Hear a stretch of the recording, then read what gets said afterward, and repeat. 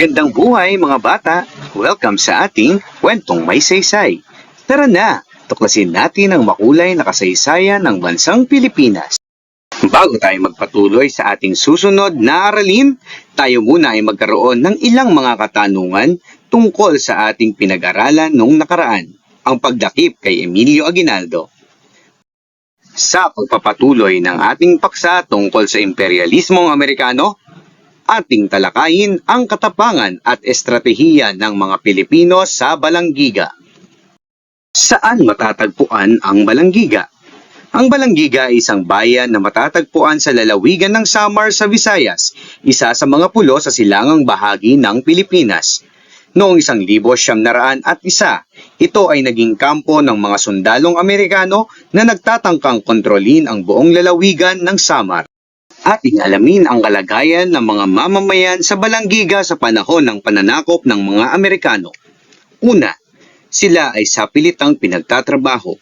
Pinilit ng mga Amerikano ang mga kalalakihang Pilipino na magtrabaho ng walang bayad para sa kanilang mga kampo at gawain. Ikalawa, pagkuha ng pagkain. Kinukuha ng mga sundalong Amerikano ang pagkain at ari-arian ng mga mamamayan na nagdulot ng gutom at kahirapan.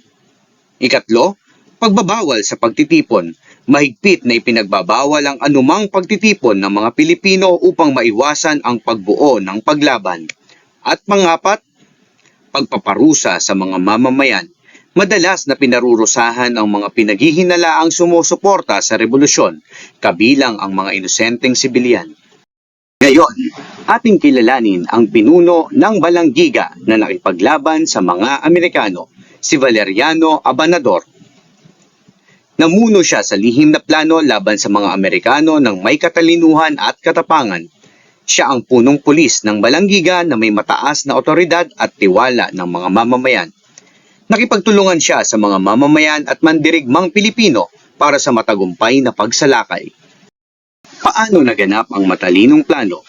Setyembre 28, 1901, nagkunwari ang mga Pilipino na may prosesyon at pagdiriwang upang makapasok ng walang hinala sa loob ng kampo ng mga Amerikano. Nagkunwari rin ang iba bilang mga magsasaka at ordinaryong mamamayan upang hindi mahalata ng mga sundalong Amerikano. At nagdala sila ng kabaong na may nakatagong mga sandata gaya ng bolo, itak at sundang para sa pagsalakay. Pag-atake ng mga Pilipino. Sa madaling araw ng Setyembre 28, 1901, habang nag-aalmusal ng mga sundalong Amerikano, sabay-sabay na sinalakay ng mga Pilipino ang kampo sa Balanggiga. Maraming sundalong Amerikano ang napatay at nasugatan sa labanan. Ito ang isa sa pinakamalaking tagumpay ng mga Pilipino laban sa mga Amerikano sa buong digmaang Pilipino-Amerikano. Bakit naging matagumpay ang labanan? Ito ay dahil sa mahusay ang pagpaplano, pagkakaisa ng mga mamamayan at katapangan sa kabila ng kakulangan sa armas. Subalit ang ginawa ng mga Pilipino ay hindi pinilampas ng mga Amerikano, ang matinding ganti ng Amerika. Matapos ang labanan sa Balanggiga, nagpadala ang Amerika ng malaking puwersa upang parusahan ang mga Pilipino.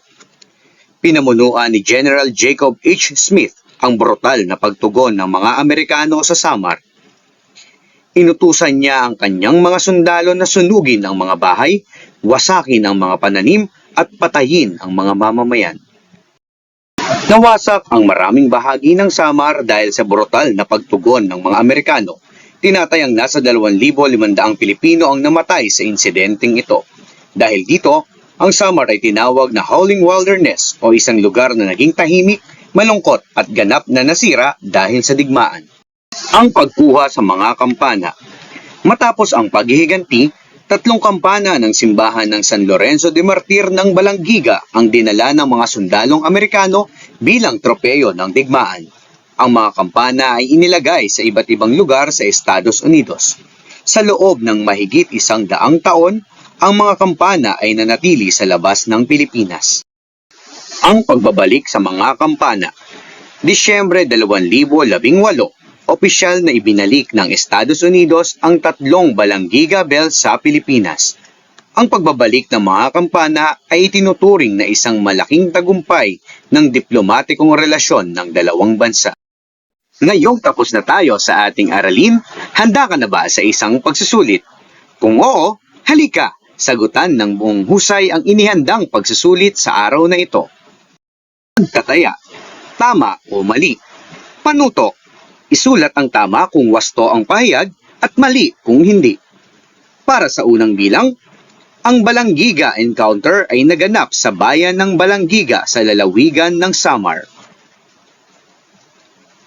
Ikalawang bilang, ginamit ng mga Pilipino ang mahusay na pagpaplano at sorpresa upang magtagumpay sa pag-atake sa Balanggiga. Ikatlong bilang, ang mga Pilipino ay may mas maraming baril at sundalo kaysa sa mga Amerikano noong labanan sa Balanggiga. Pang-apat, matapos ang Balanggiga Encounter, nagpadala ang Amerika ng malaking puwersa bilang pagganti sa mga Pilipino. At pang-lima, ipinakita ng mga Pilipino sa Balanggiga ang katapangan, pagkakaisa at pagmamahal sa bayan. Ating alamin ang mga tamang sagot. Para sa unang bilang, ang tamang sagot, tama. Ikalawang bilang, ang tamang sagot, tama. Ikatlong bilang, ang tamang sagot, mali. Ikaapat, ang tamang sagot, tama. At panglima, ang tamang sagot ay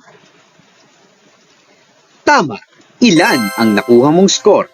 Kung ikaw ay nakalima, binabati kita. Handa ka na sa panibagong aralin. At dito na natatapos ang ating talakayan. Binabati kita, tapos na ang pagsusulit at mga aralin sa araw na ito. Mahusay ang ipinakita mo. Patuloy na matuto, maniwala sa iyong kakayahan at maging bahagi ng kasaysayan ng ating bayan. At para sa mas marami pang kwentuhang may saysay, like, follow and subscribe sa aking YouTube channel. Maraming salamat!